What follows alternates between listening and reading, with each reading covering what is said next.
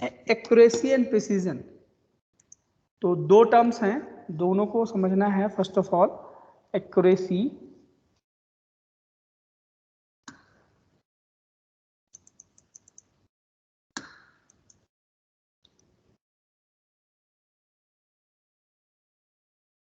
Accuracy और precision. तो accuracy क्या है और प्रिसीजन क्या है? देखो यहाँ पे एक एग्जाम्पल लिया गया है, ठीक है। उसी एग्जाम्पल को देखो, पहले फर्स्ट वाले फिगर को देखो, ठीक है। उसमें क्या है कि एक जैसे वो गेम नहीं होता जिसमें हम लोग निशाना लगाते हैं और सर्कल होता है, उस सर्कल के बीच में जो निशाना लगाता है वो बेस्ट होता है या नहीं होता है? बताइए। Yes sir. है ना? तो उस केस में कैसे आप देख रहे हो कि एक सर्कल, बहुत सारे सर्कल्स बने हुए हैं और उन सर्कल्स में क्या है, आपको निशाना लगाना है, ठीक है। तो जब सर्कल्स में अगर आप निशाना लगा रहे हो और आपके के सारे निशाने जो हैं वो इस डॉट के पास में पहुंच रहे हैं, इस डॉट में, इस सर्कल के अंदर, तो क्या होगा कि आपके सारे निशाने बिल्कुल परफेक्ट हैं, मतलब आपकी एक्यूरेसी बहुत ज्यादा है, ठीक है। फिर ठीक है, इसकी एक्यूरेसी क्या है, बहुत ज्यादा है, ठीक है। सिमिलरली अगर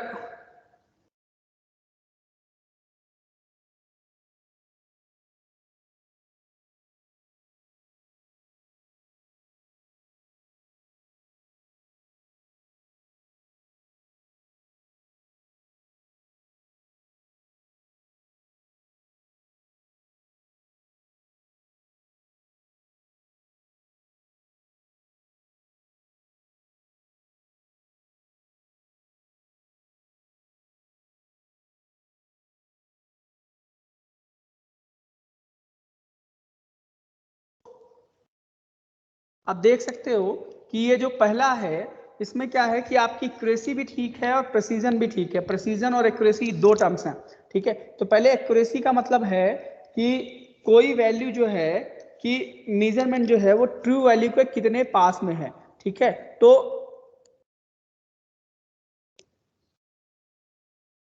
इसकी डेफिनेशन क्या होगी, मैं इसकी डेफिनेशन टाइप करके लिखता हूं तो इससे बेटर रहेगा। ये देखिए, इट फर्स, मैं बोल देता हूं, आप लिख लेना। एक्यूरेसी जो है वो क्या बताती है, इट रिफर्स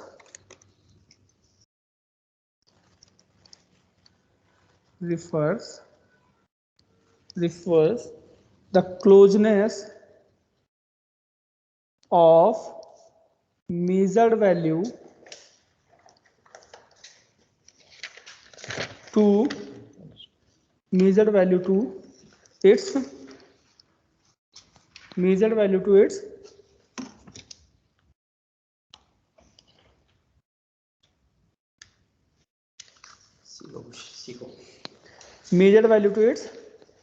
ट्रू वैल्यू मतलब इसकी जो सही वैल्यू है वो, ठीक है।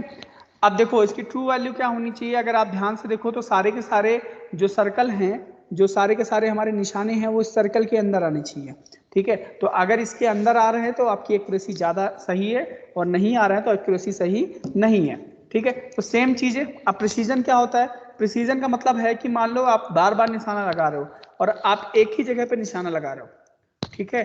तो अगर एक ही जगह पे निशाना लगा रहे हो तो इसका मतलब क्या है कि आपकी जो निशाने हैं वो प्रिसाइज हैं। प्रिसाइज का मतलब है कि एक ही जगह पे टारगेटेड है, ठीक है।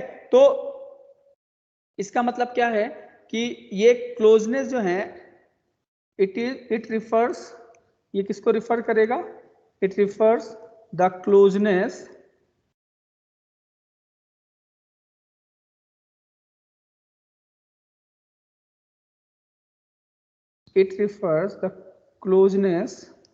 of set of values मतलब सारी वैल्यूज अगर एक जैसी हैं तो इसका मतलब आपकी वैल्यूज जो है वो प्रिसाइज हैं, ठीक है। अब जैसे देखो इस फर्स्ट वाले में देखो सारी के सारे जो निशाने हैं वो सर्कल के अंदर लगे हैं, मतलब जहां पे हमारे लगने चाहिए थे वहीं पे लगे हैं, तो इसका मतलब इसकी जो एक्यूरेसी है वो हाई है, और साथ में जो प्रिसीजन है वो भी हाई है। ठीक है, यहाँ पे देखें सारे के सारे निशाने लगने कहाँ चाहिए थे, इस सर्कल के अंदर लगने चाहिए थे, लेकिन लगे कहाँ पर हैं, सर्कल से बाहर, लेकिन सारे निशाने लगे हैं एक ही जगह पे। तो अगर सारे की सारी वैल्यूज एक जैसी हैं तो इसका मतलब है वो हाईली प्रिसाइज है। क्या है, हाई प्रिसीजन। क्या कहेंगे उसको बेटा, बोलो। हाँ, हाईली प्रिसाइज या हाई प्रिसीजन की वैल्यूज हैं। फिर उसी जगह पे अब यहाँ पे देखो एक्यूरेस सारी की, देखो अब निशाने यहाँ पे लगने चाहिए, तो सारे निशाने लगे तो यहीं पे हैं, लेकिन थोड़ा दूर दूर जाके लगे हैं, और इसके पास में है, इस सर्कल के पास में है। अगर सर्कल के पास में है तो इसका मतलब है कि इसकी एक्यूरेसी ज्यादा होगी, लेकिन सारी जो निशाने हैं वो अलग अलग जगह पे जाके लगे हैं, इसलिए इनकी प्रिसीजन जो है वो लो है। तो ये वैल्यू जो है वो क्या है, हाई एक्यूरेसी की है और लो प्रिसीजन की है। ठीक है, फिर यहाँ पे देखो न, कोई भी निशाना जो है वो इस सर्कल के अंदर नहीं लगा, सारे के सारे निशाने इधर उधर रैंडमली लगे हुए हैं, तो इसलिए क्या है कि ये जो वैल्यूज है, ये जो वैल्यू मेजर करी गई है, ये लो एक्यूरेसी और लो प्रिसीजन की है। किसकी है, बोलो। लो एक्यूरेसी और लो प्रिसीजन की है। ठीक है, तो एक्यूरेसी और प्रिसीजन का मतलब क्या है, पहले ये समझो। एक्यूरेट, अगर एक्यूरेट, जैसे आपने कोई क्वेश्चन सॉल्व किया, ठीक है, तो अगर आपका आंसर बिल्कुल आंसर से मैच करा तो क्या कहेंगे हम लोग, एक्यूरेट आंसर आया आपका। ठीक है, अब मान लो आपने वही क्वेश्चन 10 बार सॉल्व किया, ठीक है, और 10 बार आपकी वैल्यू जो है लगभग सेम आई, मान लो ये आई 10.1 आई, 10.05 आई, 10.07 आई। अब देखो ये सारी वैल्यू सेम तो आ रही हैं, लेकिन अगर मान लो आनी चाहिए थी 10.5, तो 10.5 तो नहीं आई। ठीक है, लेकिन ये बार बार सेम आ रही है, तो इसका मतलब आपका जो एक्सपेरिमेंट है, आप जो क्वेश्चन सोल्यूशन कर रहे हैं वो हाईली प्रिसाइज है। क्या है, हाईली प्रिसाइज। ठीक है, बट एक्यूरेट नहीं है। अगर यही वैल्यू 10.5 आ जाए तो उसका मतलब क्या है कि हाईली एक्यूरेट है आपका आंसर। क्या है, हाईली एक्यूरेट। ठीक है, समझ गया एक्यूरेसी और प्रिसीजन का मतलब, क्लियर। Yes sir. ठीक है बेटा, अब क्या हो सकता है कि एक्यूरेसी और प्रिसीजन, अब ये तो हमने समझ लिया, लेकिन दिक्कत क्या आती है कि हम लोग जब भी एक्सपेरिमेंट करते हैं तो ये जरूरी नहीं है कि हमारी सारी वैल्यूज बिल्कुल सेम आ जाए। ऐसा होगा कि अगर मान लो हम कुछ भी कैलकुलेट कर रहे हैं तो वहां पे क्या होता है, कुछ ना कुछ एरर रह जाती है। भाई ह्यूमन बीइंग है, एरर तो हो सकती है, कोई गॉड तो है नहीं कि हमारे अंदर एरर नहीं हो सकती है। समझ रहे हो बात को, समझ रहे हो। ठीक है, तो एरर क्या है। ठीक है, अब हम लोग एरर के बारे में समझेंगे, what do you mean by error. ठीक है, तो देखो एरर को समझना है पहले। ठीक है, तो एरर का मतलब क्या है, एरर बहुत इंपॉर्टेंट चीज है। देखो कभी भी एरर जो है वो किसी की माफ नहीं होती, गलतियां कभी माफ नहीं होती हैं। आपको पता है घर पे अगर आपने मान लो कोई गलती करी कभी, ठीक है, तो मम्मी जब डांटना चालू करती है, पापा डांटना चालू करते हैं, तो क्या करते हैं, वो पुरानी गलतियों पे भी, तुमने उस दिन भी इस कप को तोड़ा था, तुमने आज भी ये काम किया है। ठीक है, तो एरर जो है वो कभी नेग्लेक्ट नहीं होती है, चाहे वो लाइफ की हो या साइंस की हो। ठीक है, एरर को ध्यान में रखना बहुत जरूरी है। अगर आपने एरर की है और अगर आपने एरर को ध्यान में रखा है तो आप अच्छे परफेक्ट इंसान बन सकते हो। ठीक है, वैसे ही साइंस में भी एरर का बहुत इंपॉर्टेंट रोल है। ठीक है, समझ रहे हो, ये बहुत जरूरी चीज है। एरर जो है वो साइंस के लिए ही नहीं, आपके लिए भी। अगर आप डेली लाइफ में कोई एरर करते हो, उसको आपने सही नहीं किया, इंप्रूव नहीं किया, तो क्या है, आप अच्छे ह्यूमन बीइंग नहीं बन सकते हो। ठीक है, तो एरर क्या होती है फिजिक्स में, साइंस में एरर का मतलब क्या होता है, फिजिक्स ही नहीं, ये सारी चीजों के साइंस के लिए वैलिड है। अब एरर क्या है, ठीक है, तो एरर का मतलब होता है जो ट्रू वैल्यू है। मान लो कोई ट्रू वैल्यू है, कोई वैल्यू है, सपोज करो हमने किसी स्केल से किसी चीज की लेंथ मेजर करी, ठीक है, लेकिन उसकी जो लेंथ हमने मेजर करी वो क्या है, एग्जांपल के साथ समझेंगे। मेजर्ड वैल्यू, अभी एक साथ पहले एरर का मतलब है true value minus measured value. Suppose example, ठीक है, आपको एक लेंथ मेजर करने के लिए दिया गया, ठीक है। आपने इसकी एक्चुअल लेंथ जो है वो 10 सेंटीमीटर की थी, लेकिन आपने ध्यान नहीं दिया और इसकी लेंथ निकाली 9.9 सेंटीमीटर। हो सकता है, इसमें कोई बड़ी बात तो है नहीं। या आप इसकी लेंथ 10.2 भी तो मेजर कर सकते हो, कर सकते हो कि नहीं कर सकते हो, बताओ। पॉसिबिलिटीज हैं या नहीं है, बोलो।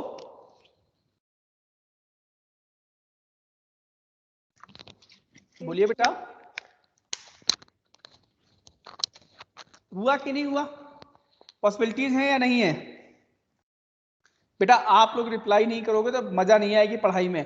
देखो आप लोगों को आंसर, क्वेश्चन जब समझ में ना आए तो पूछो, और जब हम क्वेश्चन पूछें तो उसका आंसर दो, ठीक है। तो अब अगर इसके लिए एरर कैलकुलेट करनी हो तो कितनी होगी, ट्रू वैल्यू मान लो हमने कितनी मानी थी 10 सेंटीमीटर, एरर कितनी हुई 9 मेजर कितनी करी 9.9, एरर कितनी हुई कौन बताएगा, इब्राहिम बताओ बेटा, इब्राहिम एरर कितनी होगी 0.1 सर। ठीक है। हाँ बेटा ऐसे अच्छे अच्छे आंसर दो, बहुत टफ थोड़ी चीजें पूछते हैं। फिर इसी तरीके से अगर दूसरे वाले में एरर कैलकुलेट करनी हो तो हमारी मेजर्ड वैल्यू कितनी, ट्रू वैल्यू 10 है, दूसरी हो गई 10.2, कितना हुआ बोलो, कितनी वैल्यू आएगी जहरा, जहरा जहरा आवाज आ रही है, यस सर। कितनी वैल्यू होगी, क्या आएगा आंसर इसका, आंसर सर कितना 10 में से 10 माइनस 10.2 करना है, बताओ क्या आएगा आंसर, 0.2 सर। 0.2 आएगा या कुछ और आएगा बेटा, ये नहीं आएगा। अच्छा यस सर 0.2। क्यों, ये वैल्यू बड़ी है, जब बड़ी में छोटी ये है तो छोटी में से जब बड़ी को माइनस करोगे तो माइनस का आंसर आएगा, ये तो सोचो।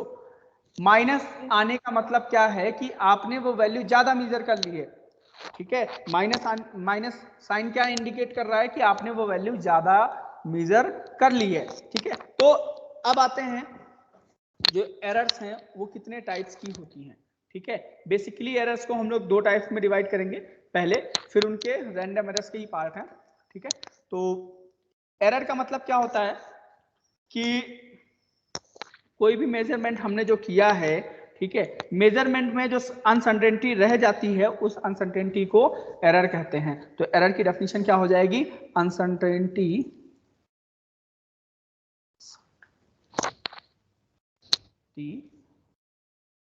remains in observations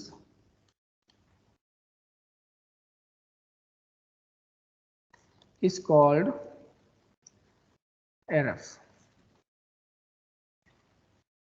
ठीक है, क्लियर, ठीक है। तो true value minus measured value भी लिख सकते हैं। अब आते हैं टाइप्स ऑफ एरर।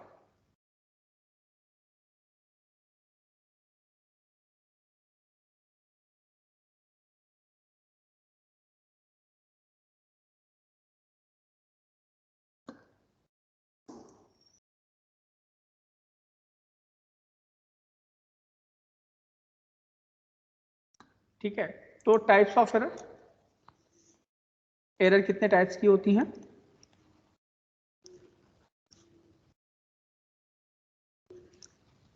देखो फर्स्ट जिसको बोलते हैं सिस्टमैटिक एरर,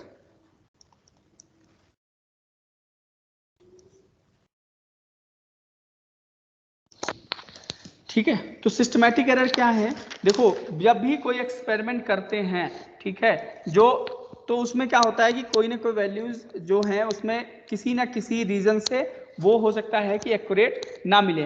तो क्या होता है कि जब भी जो भी एरर्स हैं, ठीक है, वो किसी भी डायरेक्शन में हो सकती है, ये तो पॉजिटिव है तो नेगेटिव, अभी हमने देखा ना ये पॉजिटिव डायरेक्शन में और ये नेगेटिव डायरेक्शन में, ठीक है। तो अगर वैल्यू ज्यादा है तो नेगेटिव डायरेक्शन हो जाएगी, मतलब, और अगर कम है तो वो पॉजिटिव डायरेक्शन। तो सिस्टमैटिक एरर जो है वो किसी भी में एग्जिस्ट हो सकती हैं, ठीक है। तो सिस्टमैटिक एरर बेसिकली किसी भी डायरेक्शन में एग्जिस्ट हो सकती है, पहला पॉइंट ये समझ के रखो। उसके बाद इसके टाइप्स जब समझेंगे तो हमें समझ में आएगा कि कितने जैसे होती है। जैसे पहला इंस्ट्रूमेंटल एरर, इंस्ट्रूमेंटल एरर। अब इसको समझो, इंस्ट्रूमेंटल एरर क्या। मान लो सपोज करो ये है, ये स्केल है, ठीक है, ये स्केल है। अब आपको मेजर करना था यहां से, स्केल के ऊपर चलेगा नहीं, यहां से मेजर करना था, लेकिन ये स्केल जो है ये टूटी हुई थी पहले से, इसमें 1 गायब है, ठीक है, स्केल से 1 गायब है। तो आपने क्या किया कि ध्यान नहीं दिया कि ये इंस्ट्रूमेंट खराब है और आपने मेजर करना चालू कर दिया, ठीक है। अब सब ये स्केल थी, अब इसको स्टार्ट कहां से होना चाहिए था, 0 से, ठीक है, लेकिन ये स्टार्ट कहां से हुई, 1 से। तो अगर ये 1 से स्टार्ट हुई, हमने यहीं से मेजर करना चालू किया, तो किसी की लेंथ मान लो अगर 3 सेंटीमीटर लिख दी हमने, तो क्या हुआ, वो सही है, सही है या नहीं सही है? नो सर, सही नहीं है। हाँ सही नहीं है। कि क्यों नहीं सही है? क्योंकि उसको 0 से स्टार्ट होना चाहिए, हमने कहां से मेजर कर लिया, इसको 1 से मेजर कर लिया, तो वो वैल्यू सही नहीं हो सकती है, ठीक है। तो ये इंस्ट्रूमेंट की एरर है, इंस्ट्रूमेंट खराब था इसलिए हमारा आंसर गलत आया, तो ये इंस्ट्रूमेंट एरर हो गई, इंस्ट्रूमेंट की वजह से जो एरर हुई, ठीक है। फिर दूसरा होता है इनपरफेक्शन इन टेक्निक, इनपरफेक्शन इन टेक्निक। टेक्निक में इनपरफेक्शन का मतलब क्या हुआ, देखो अब मान लो आपको स्केल रखनी चाहिए थी 0 से यहां से, लेकिन आपको पता ही नहीं, अभी आपको पता है ना स्केल में छोटी सी जगह होती है, थोड़ा सा आगे छूटा होता है कि नहीं होता है? अगर आपने देखा हो स्केल को, तो स्केल जो है, अब पूरी तो नीचे नहीं आ रही है, ठीक है, तो ऊपर का जो हिस्सा होता है वहां पे थोड़ा सा ब्लैंक जगह होती है ना, जो किसी काम की नहीं होती है। देखा है कि नहीं देखा है? ऐसे जैसे ये बनाता हूं मैं दोबारा स्केल, यहां पे ऐसे बनाया, तो उसमें जो 0 स्टार्ट होता है वो यहां से होता है, थोड़ी सी जगह खाली होती है या नहीं होती है, बोलो। Yes sir. Yes sir. ठीक है, तो जो जगह खाली होती है तो कभी कभी क्या करते हैं हम लोग, यहीं से रख के मेजर कर लेते हैं, करते हैं कि नहीं करते? यहीं से लेंथ को यहां से, इसको यहां से मान लेते हैं स्टार्टिंग, और यहीं से मेजर करना चालू कर देते हैं, करते हैं? तो करते हैं या नहीं करते हैं, बोलो बोलो बेटा। Yes sir. हाँ, तो जब ये करते हैं तो क्या है, ये टेक्निक हमारी सही है, कैलकुलेट करने की टेक्निक जो है वो सही है नहीं है, इसलिए ये इनपरफेक्शन इन टेक्निक हुआ। दूसरा देखो, अब मान लो हमको इसकी लेंथ मेजर करनी है, तो एक सेकंड ज्यादा जूम,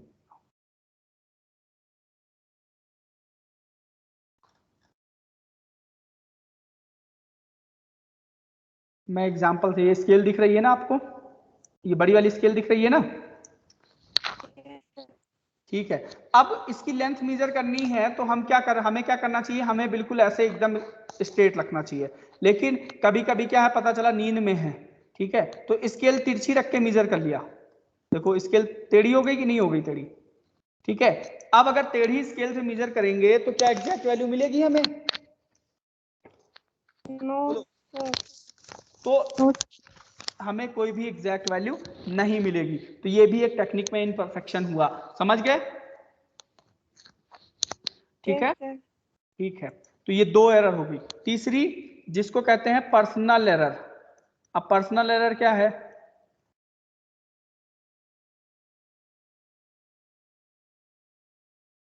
सपोज करो कि ये लेंथ आई 4 सेंटीमीटर, अब हमें नींद आ रही थी, और नींद आते आते हमने क्या किया, एपरेटस को तो सेट नहीं किया था सही से, या फिर हमने 4 की जगह इसको लिख लिया 4.1 पढ़ लिया, ये पॉसिबिलिटीज है ना, कि अब मान लो हमने ध्यान नहीं दिया और 4 की जगह 4.1 पर देख लिया, ठीक है, तो ये हमारी गलती की वजह से हुआ, इसको पर्सनल एरर बोलते हैं, ठीक है।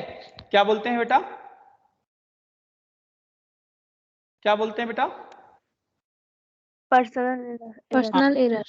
क्यों पर्सनल एरर क्यों बोल रहे हैं? क्योंकि ये ह्यूमन एरर कह सकते हो आप, कौन सी एरर है ये, ह्यूमन एरर, ठीक है, इसको आप ह्यूमन एरर भी कह सकते हो, जो हमारी गलती की वजह से हो रही हैं उनको ह्यूमन एरर कहते हैं।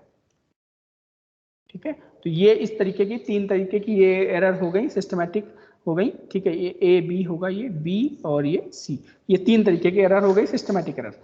अब आते हैं रैंडम एरर। रैंडम एरर क्या है, इसका स्क्रीनशॉट लेना हो तो ले लो, स्क्रीनशॉट ले लो।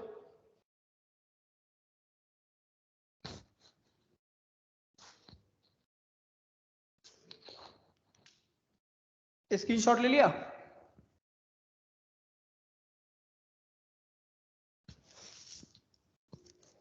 Yes, sir. अब आगे देखो,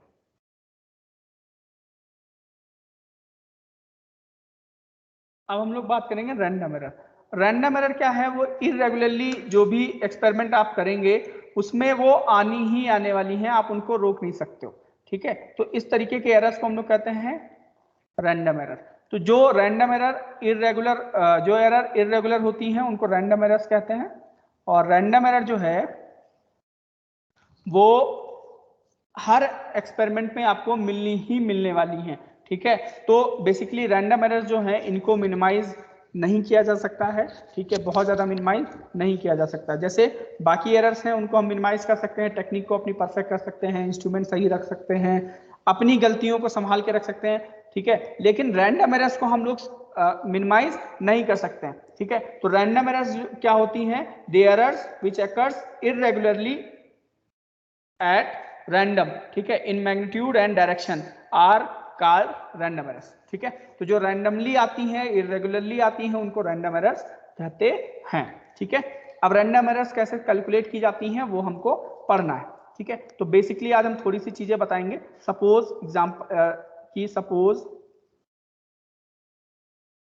in any observation, in any observation the observed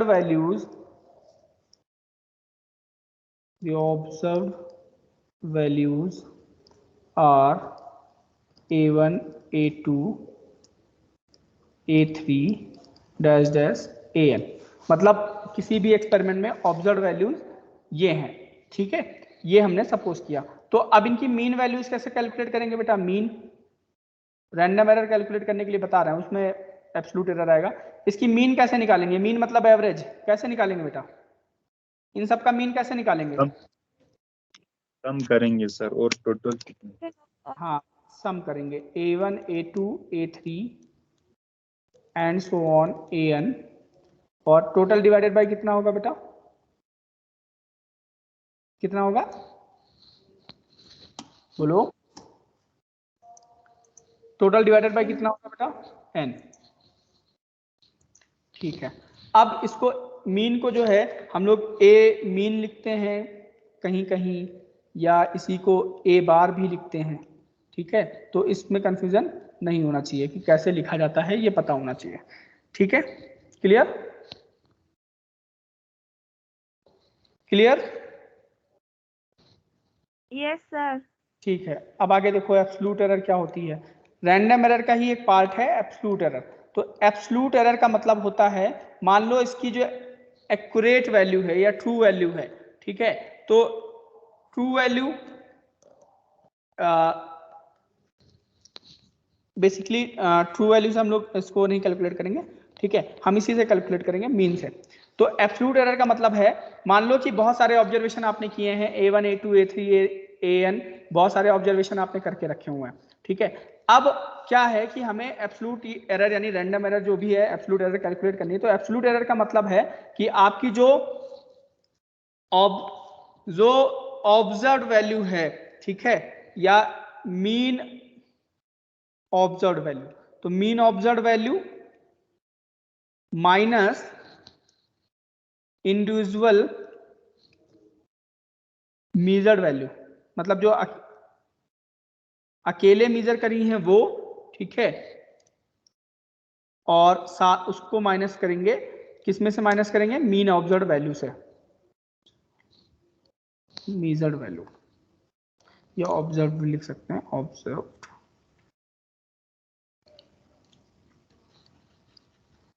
देखो बेटा, मीन ऑब्जर्व वैल्यू जो हमने अभी यहाँ पे कैलकुलेट की, मान लो एक एक्सपेरिमेंट हमने किया, उसमें बहुत सारे वैल्यूज मिली हमें, हमने 10 बार वो एक्सपेरिमेंट परफॉर्म किया या n टाइम्स किया, तो a1 a2 a3 an times की वो वैल्यूज मिली। अब उसमें से क्या है कि उसका मीन निकाला हमने, वो मिला a बार, तो उसके बाद एब्सोल्यूट एरर क्या कैलकुलेट करनी है मान लो, तो एब्सोल्यूट एरर जो है वो इसको डेल्टा से लिखते हैं, ठीक है, डेल्टा ए मान सकते हो। तो पहले में अब एब्सोल्यूट एरर क्या है, सबकी अलग अलग एब्सोल्यूट एरर है, इसमें कितनी हुई, इसमें कितनी, ये मीन वैल्यू से कितनी डेविएट कर रही है, ये मीन वैल्यू से कितनी डेविएट कर रही है, ये मीन वैल्यू से कितनी डेविएट कर रही है, तो सारी वैल्यूज जो है वो मीन वैल्यू से कुछ ना कुछ डेविएशन होगा उनमें। तो जो डेविएशन है उस डेविएशन को, यानी जो डिफरेंस है उस डिफरेंस को ही हम लोग बोलते हैं एब्सोल्यूट एरर, ठीक है। तो इसको कैसे कैलकुलेट करेंगे, डेल्टा A1, मान लो पहले में कितनी हुई, पहले में मीन ऑब्जर्व वैल्यू कितनी है, वो तो सेम रहेगी a बार, और डेल्टा A1 कितना हुआ, a बार माइनस A1, मतलब कि जो पहली वैल्यू है वो मीन वैल्यू से कितना डिफर कर रही है, पॉजिटिव या नेगेटिव से नहीं मतलब है, अभी हमें सिर्फ कितना डिफर कर रही है देखना है। तो मीन ऑब्जर्व वैल्यू क्या है a, ठीक है, और माइनस क्या है, जो हमारा इंडिविजुअल ऑब्जर्व वैल्यू है अलग अलग। तो पहले में एरर कितनी आ गई, डेल्टा A1 लिखेंगे इसको, डेल्टा का मतलब होता है चेंज, तो चेंज कितना हुआ, delta A1 is equal to a bar minus A1। Similarly जब दूसरे में निकालेंगे delta A2 is equal to क्या मिलेगा, a बार माइनस A2, ठीक है। ऐसे ही जब तीसरे में निकालेंगे तो delta A3 is equal to a bar minus A3।